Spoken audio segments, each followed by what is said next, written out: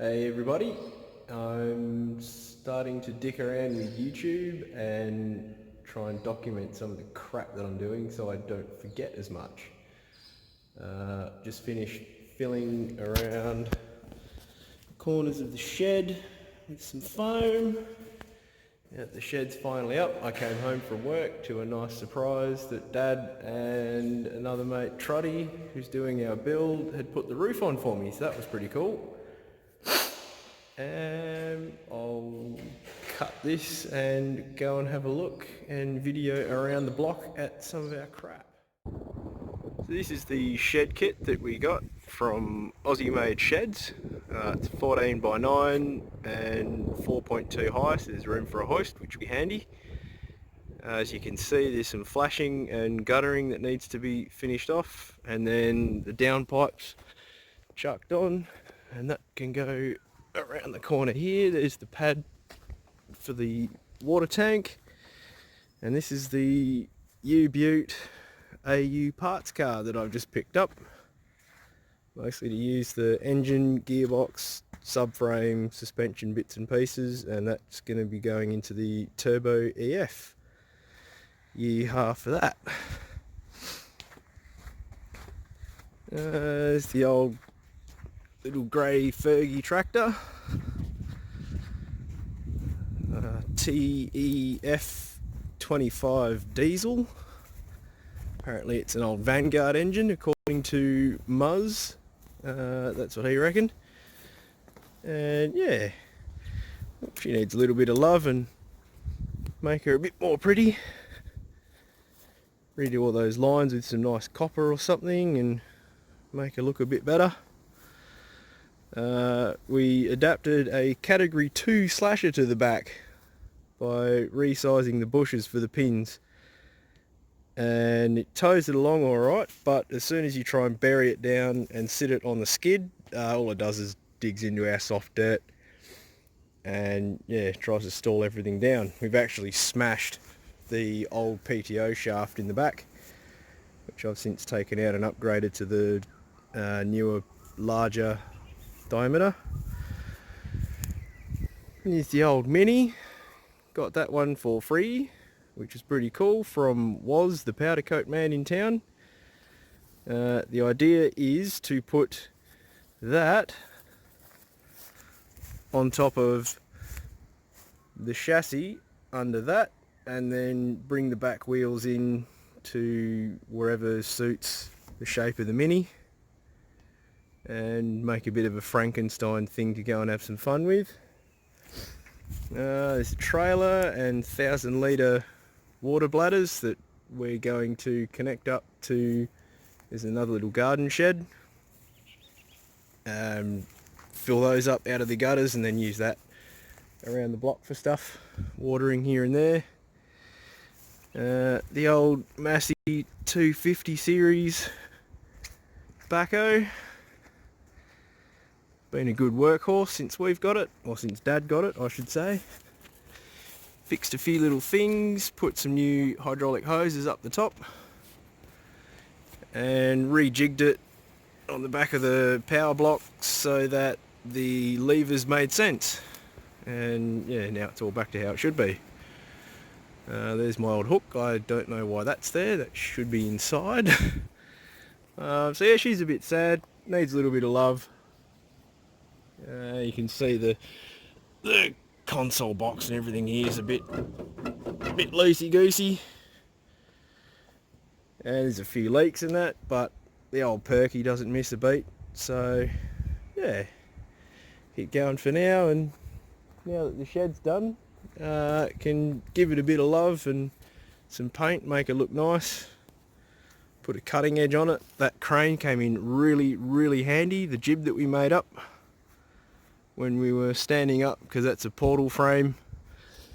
Oops, that's a portal frame shed, so that's got 5 big frames, 1 on each end, 3 in the middle in case you can't count.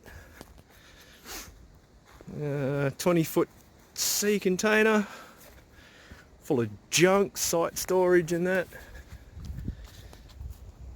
Collection of motorbikes and buggies. The buggy isn't some sort of Edge. I think it's supposed to be a Piranha or a Sidewinder copy or something. It's got a Honda 250 GS, Suzuki 250 GS in it, I think. Oh, whatever, vertical twin thing. It stripped a thread in one of the spark plugs, so I've got a helicoil kit and I've just got to get around to doing that one of these days. 200cc pit bike and a VTR 250 that I picked up off a mate in Perth for $100 because the previous owner buggered off back to Canada and left it with him, and he didn't really know what else to do with it. It wasn't running. Yeah, so got that, made that go. There's the 250. It's the most recent acquisition. 7 tree, 4-speed, blah blah, all stock. Some lights that came off one of Dad's old trucks when he drove for Boral Transport, and they currently point straight into the treetops. So at night time you see from there to about there in those beams, which is not the best. So I've got to get off my bum and readjust them. Yeah, container, normal junk that's got to be sorted out and gone through. Most important thing, slab of bush chook.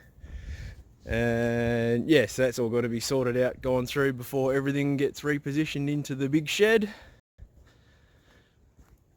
That's the little garden shed that we're going to connect up to those water tanks, and that is a 1965 Mini Deluxe.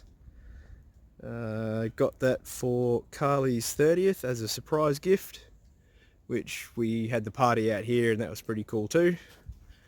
And thankfully she didn't have a clue what was going on. There was about 100 people here, and I don't know how everybody kept it a secret, because my family likes to make sure everybody else knows what's happening even when they're not meant to. That's a little garden shed, mostly so that we've got somewhere to dry the wood out, because that is going to be the house hopefully soon if the bank says go. So that's about it for now. I'll go and get some videos of the other junk laying around at home later, because that's where the two sort of main project cars are, and yeah, I'll update you from there. Bye-bye. Okay, so here's a video of the other junk as promised. 94 EF Fairmont. May be able to see it's had a couple of mods done. As far as the engine itself, nothing. It's a GT40, I think it's an 88 or a 4092. Garrett from Snort on one of their bolt together spaghetti manifold things. I think it's their old stage 3 exhaust manifold with the stage 4 turbo, or however they used to package it.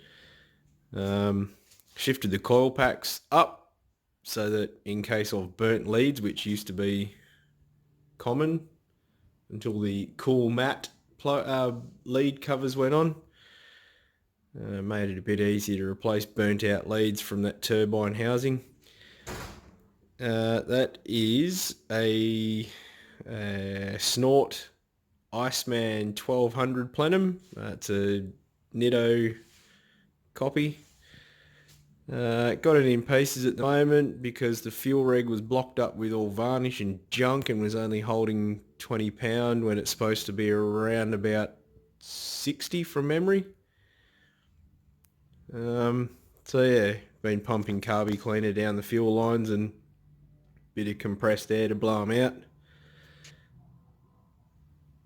In pieces inside, the dash is gone, ready for a mate to help out bending up some sheet metal, and we're going to start from scratch and make it all custom. EMS 6860 aftermarket computer. I've just worked out how to bypass the body control module. Can't. So I think the jumper wire is still in the end of that plug there. For a little bit of testing. Dodgy ass little switch panel made up to earth out the original fan relays to turn them on and off, and to bypass the key for a starter. So yeah, that's just about ready to go away and get the roll cage put in, and then that AU engine and gearbox from earlier end up finding its way in there, and that right there doesn't look like much, but is unicorn poop. That's an air conditioning compressor delete pulley, which, yeah, they're getting really hard to find. It's off an XH Falcon that came, I think the Americans would call it a stripper model, with no bugger all accessories on it. And, oh, that's not a very good framing, sorry. That there is the 1968 Fairmont, currently wearing some Simmons B45s, which may or may not be boomeranging to the mate that gave them to me on another car. That's got a 347 8.2 deck Windsor in it, so 302 based, out of an XY, I think, from the date code 1971.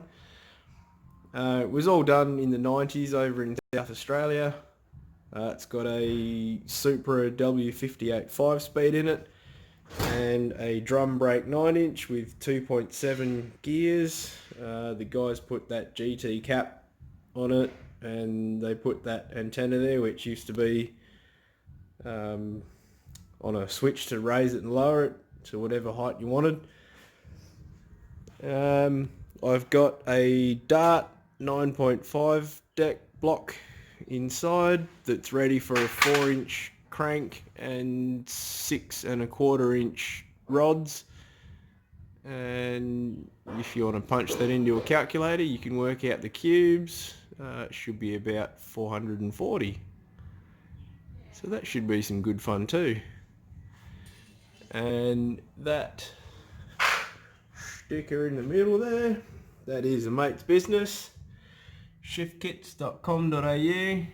Jamie Stoltari, he is an electrical wizard.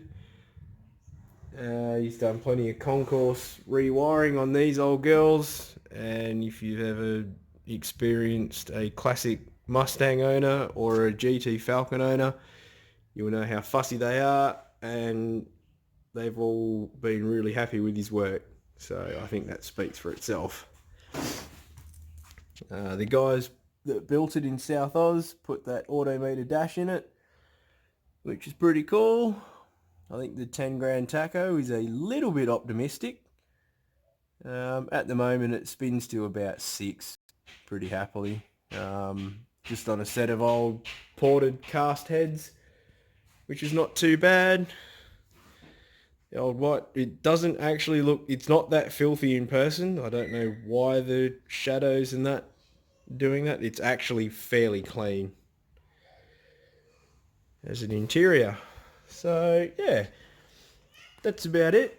They're the toys. It's just workshop junk. Bloody blah. The emo drawer has knives in it and sharp stuff for cutting. Unfortunately, it hasn't learnt how to cut itself. Anyhow, that's all my junk. Yeah, I'll update as things go. See ya.